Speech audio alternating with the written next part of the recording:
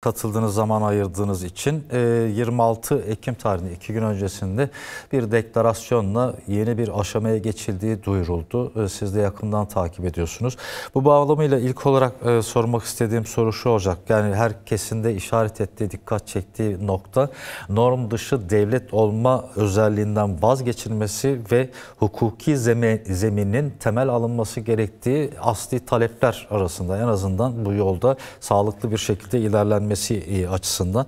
Bu bağlamıyla neler söylemek istersiniz? Komisyonun çalışmaları da devam ediyordu. Komisyonun mutlaka İmralı'ya gidip Reber Öcalan'la da görüşmesi gerektiği konusunda da tarafların düşünceleri ve fikirleri kamuoyunda tartışıldı. Siz bu konuya ilişkin olarak neler söylemek istersiniz? İsterseniz buradan giriş yapalım.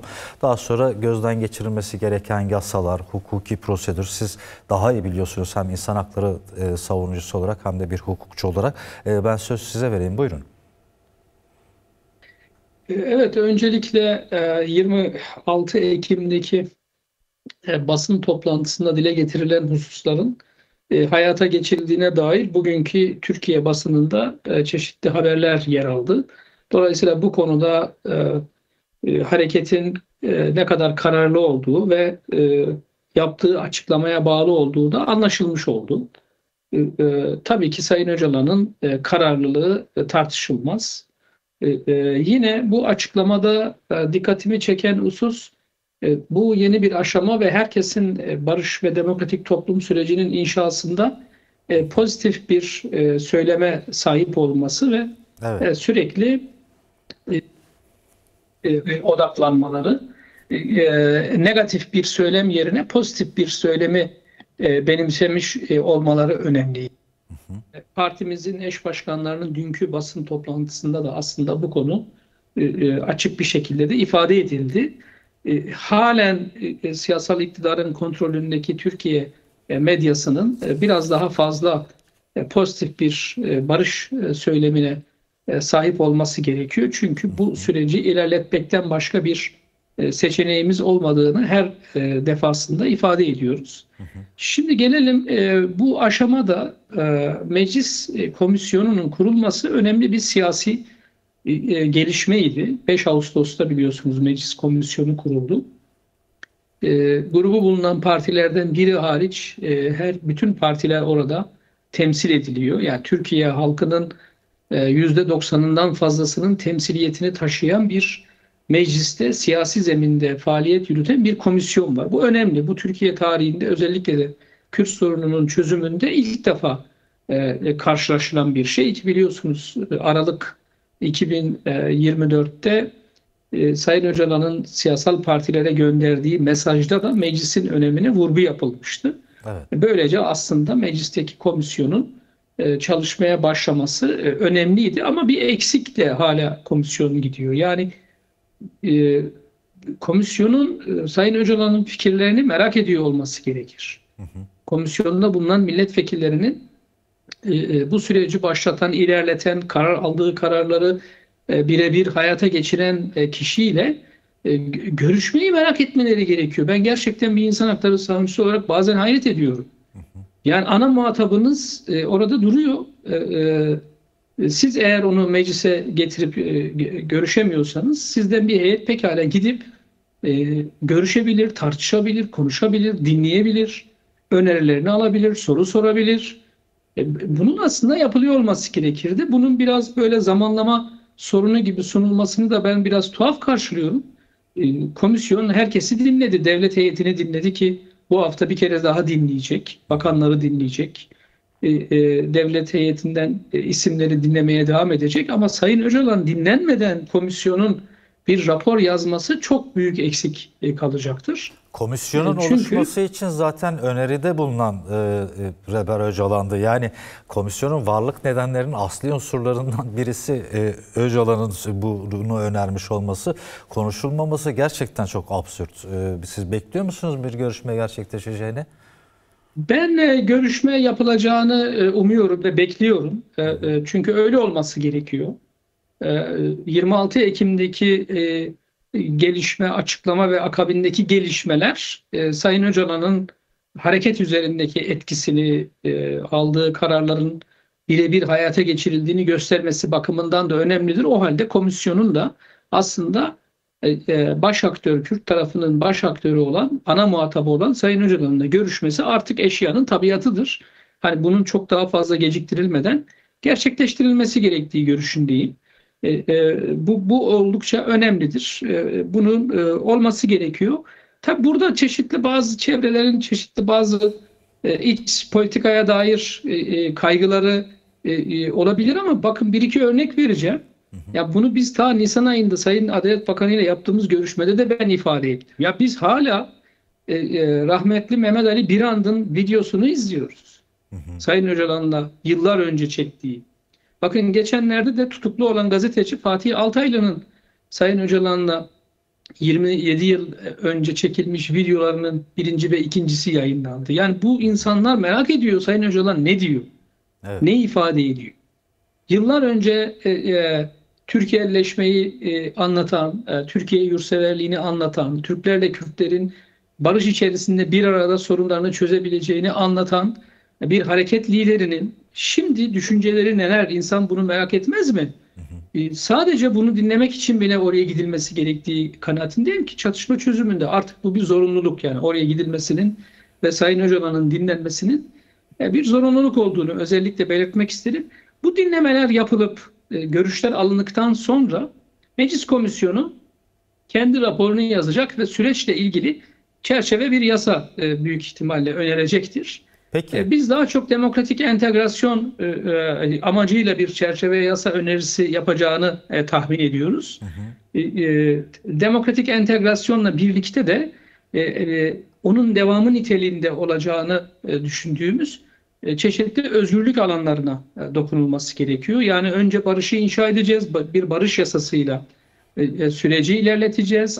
Akabinde de barışın sağlanmasıyla birlikte özgürlük alanının, demokratik alanın genişletilmesine dair çeşitli yeni önerilerin geliştirilmesi gerekecek. Yani bu bir süreç, aşama aşama ilerleyen bir süreç. Sürecin halen negatif barış aşamasındayız. Evet. Bir pozitif barışa geçmek için bir barış kanununa ihtiyacımız var. Ve akabinde de kapsamlı demokratikleşmeyi sağlamak için de çeşitli özgürlük yasalarının hayata geçirilmesine ihtiyaç var. Peki ve burada en nihayetinde şunu sormak istiyorum. de Özür toplumsal dilerim. sözleşmeye giden süreç örülecek. Sayın Türkdoğan, yani biraz önce de söylediğiniz bir röportajınızda da söylediniz. Mevcut ceza mevzuatının tamamıyla gözden geçirilmesi gerektiği ve bir barış yasasının oluşturulmasına ihtiyaç duyulduğunu söylediniz. Atılan bu adımların akabinde şu an böyle bir beklenti oluşmuş durumda. Hem taraflar açısından hem de toplum açısından. Bir barış yasası nedir? Yani böyle başlık başlık nasıl tanımlarsınız bu barış yasasını? Tabii şunu ifade edeyim. Hep ana hatlarını anlatıyoruz. Çok detaya girmek bu aşamada doğru olmayabilir. Çünkü hem toplumsal kesimlerin çok farklı beklentileri var, hem de Meclis Komisyonu çalışmasını sürdürüyor.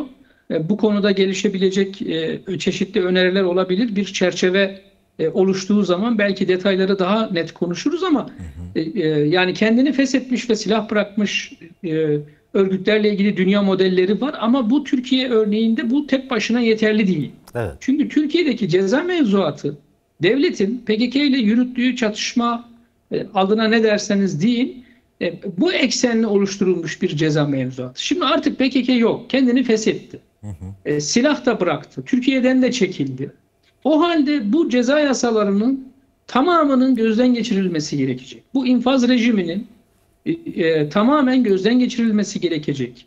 Ayrımcılık konusunda yeni adımlar atılması gerekecek. Yani dolayısıyla bunlar birbiriyle bağlantılı konular. Yani sadece tek başına tırnak içinde söylüyorum bir örgütle ilgili bir yasa yaptığınız zaman kendini feshetmiş bir örgütle ilgili sorunu çözemiyorsunuz. Çünkü diğer bütün ceza yasalarınız, hatta bunu genişletebiliriz. O yasalarla bağlantılı bazı özel yasalar da var. Bu örgüt için çıkarılmış zaten. Şimdi bu örgüt ortadan kalktığına göre bütün bunların tamamının gözden geçirileceği bir süreç aslında önümüzde bizi bekliyor. Bu bakımdan Türkiye'deki ceza mevzuatını konuştuğumuz zaman tek başına infaz kanununu konuşamıyoruz. İnfaz kanunu ile birlikte terörle mücadele kanununu, Türk Ceza Kanunu'nu, Ceza Muhakemesi Kanunu ve bunlarla bağlantılı çeşitli özel kanunlar var. Terörün finansmanı kanunundan tutun da toplantı gösteri yürüyüşleri kanununa kadar birçok hani özel yetkili mahkemelerin kurulmasına imkan veren kanun maddelerine kadar birçok konuyu birlikte ele alınması gerekecek. Bütün bunların tamamı aslında demokratik entegrasyon başlığı altında tartışılıp konuşulabilir. Ve ayrıca silah bırakıp Türkiye'ye gelecek olan insanların Türkiye'deki yaşam koşulları, eğitimleri, sağlıkları, sosyal güvenceleri, istihdamları, güvenlikleri, yönetime katılma hakları, siyaset yapma hakları gibi birçok konu söz konusu. Onu da geçtik. Yüz binlerce insan sürgünde yaşıyor. Bakın. Evet. Şimdi sürgünde yaşayan insanların kendi yurtlarına dönmesini sağlayacak düzenlemeler yapılması gerekiyor. Halen soruşturması ve davası devam eden Türkiye'de yüz binlerce belki de milyondan fazla insan var. Şimdi bunlarla ilgili düzenlemelerin mutlaka yapılması gerekiyor. Çünkü 100 yıllık Cumhuriyet'in 50 yılının çatışmayla geçtiği bir dönemden bahsediyoruz bak. Yani o nedenle herkes meseleye biraz daha ciddi ve samimi yaklaşırsa bunların tamamı çok rahatlıkla konuşulup tartışılıp çeşitli yasal düzenlemelerle çözülebilecek konular. Yeter ki süreçte herkes sürecin ilerlemesi noktasında pozitif tutum takınmaya devam etsin ve sürecin ilerlemesi noktasında üstüne düşen görevleri yerine getirebilsin.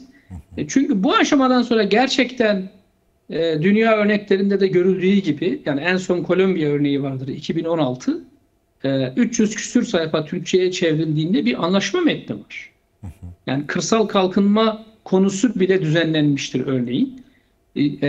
Yani Türkiye'de de konuşacağımız bizim çok fazla başlık var ama şu aşamada daha çok demokratik entegrasyona, bu entegrasyonla birlikte özgürlük ortamının genişletilmesine, demokratik ortamın genişletilmesine dair konuya odaklanmak gerektiği kanaatindeyim. Demokratik siyaset alanı genişledikçe birçok şey daha rahat konuşulacaktır. Yıllarca Türkiye'de tabu olarak ileri sürülen konular artık tabu olmaktan çıkacaktır. Yani bir örnek vereyim. 2013'te iyi bir ortam vardı biliyorsunuz. Çözüm süreci başlamıştı. Biz Akil İnsanlar heyetinde Türkiye'yi gezmiştik ve 3 ay içerisinde hükümete raporlarımızı sunmuştuk. Örneğin Kürtçenin ana dil olarak okutulması, öğretilmesi, yani kamusal alanda okutulup öğretilmesi noktasında Türkiye halkının hiçbir bölgeden itirazı söz konusu olmamıştı. Halkı bilgilendirdiğiniz zaman, örneğin halk zaten Türkçe resmi dildir. Türkçenin resmi dil olmasının yanı sıra dileyen de kendi ana dilinde eğitim ve öğretim hakkından yararlanabilir demişti. Ve bu raporlar duruyor, yani bu raporlar devlete ve hükümete teslim edilmişti. Türkiye'nin 7 bölgesinin 7'sinden de çıkan ortak sonuçlardan birisiydi örneğin bu. Mesela o zaman hiçbir şekilde tabu falan değildi. Halen de aslında olmaması gerekiyor. Teknolojinin bu kadar geliştiği bir çağda örneğin, yani elinizdeki cep telefonuyla istediğiniz dilde konuşabildiğiniz bir çağda hala bir halkın dili üzerinden, kültürü üzerinden negatif söylemlerde bulunanlar çağ dışı kalmış pozisyonda olacaktır. Nitekim bu sürece karşı olan bir siyasi partinin genel başkanı bile geçen haftaki konuşmasında Türkiye'de yaşayan halkların ana dillerine saygılı olduğunu açık açık ifade etmişti. Yani bakın, artık bazı konular çok daha rahat konuşulabiliyor. Veya yönetime katılma hakkı konusu, yani yerel yönetim yasalarının gözden geçirilmesi konusu. Şimdi bakın, ben inanıyorum ki süreç ilerlediğinde, yani biz o pozitif barış aşamasını gerçekleştirdiğimiz zaman bugüne kadar Kürt hareketinin bile dile getirmediği birçok hususu Türkiye'nin batısı dile getirmeye başlayacaktır. Evet. Bazı kentler, kent meclisleri bunu dile getirmeye başlayacaktır. Çünkü bu bütün dünyada yönetime katılma hakkı, bir bölgenin daha iyi yönetilmesiyle ilgili geliştirilmiş modellerdir. Bütün bunlar çok daha rahat konuşulacaktır. O nedenle biz şimdi odaklanmamız gereken konunun daha çok bu pozitif barışı gerçekleştirmeye dönük demokratik entegrasyon yasalarının çıkmasına odaklanmak ve bir hukuki zemin oluşturarak bu sürece katkı sunmak olmalıdır. Ben inanıyorum ki bu son gelişmelerden sonra önce komisyon Sayın Öcalan'la görüşecektir, görüşmesi gerekir. Onun da görüşlerini aldıktan sonra raporunu ortaya koymalı ve bu konudaki çerçeveyi Meclis Genel Kurulu'na tavsiye olarak sunarsa partiler zaten bunun kanun tekliflerini kendi işlerinde müzakere ederek komisyonlara havale eder ve çok kısa sürede sonuç alınabilir kanaatindeyim. Ben o yüzden hem 26 Ekim'deki konuşma metni, yazılı metin, sorulara verilen cevaplar ve şu anda hemen hemen herkesin pozitif bir noktaya odaklanmasını gerçekten bir ikinci aşamada olduğumuzu gösteriyor ki burada da herkes unutmasın, Sayın Öcalan'ın kararlılığı belirleyici konumdadır halen. Dolayısıyla bu kararlılık varken Türkiye'nin de bu fırsatı çok iyi değerlendirmesi gerekir. Yani artık daha fazla zamana yaymadan çeşitli adımların atılması gerektiği görüşündeyim. Değerli Türkdoğan, çok teşekkür ederiz. Son olarak çok kısaca yani özellikle Kürt Özgürlük Hareketi'nden ısrarlı bir şekilde şu çağrı da geliyor. Herkes bu sürece katılmalıdır. Başta kadınlar ve gençler olmak üzere vurgusu da var. Yani burada görüşmeleri biz yapıyorsak da sonuçta halkın, yani sizlerin, savaşın en çok mağdur olmuş tarafların da bu süreçte sözünü söylemesi gerek diye bir vurgu var. Bu anlamda gerek sivil toplum kuruluşları, gerek sendikalar, gerekse farklı siyasi örgütlenmelerin bu sürece daha aktif katılımın önemine dair de kısa bir yorumunuzu alırsak sevinirim. Son olarak bunu sormak istiyorum. Çok önemli, çünkü hepimizin barış ve demokratik toplum sürecini inşa görevimiz var. Yani biz bu süreci inşa ediyoruz. Birçok sorularla karşılaşıyoruz. İşte bu adımlar atılıyor, niye bir şey olmuyor? Bize diyoruz ki biz bu süreci inşa ediyoruz. Yani kararlıyız.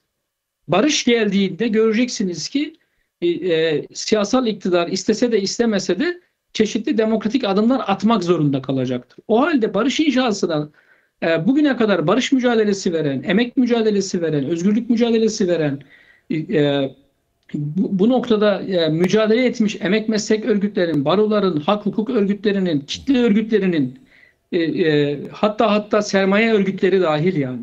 Evet. Sanayi odaları, ticaret odaları, borsalar, bütün bunların tamamının, inanç örgütleri ki en başta onların daha fazla sorumluluk alması gerekiyor.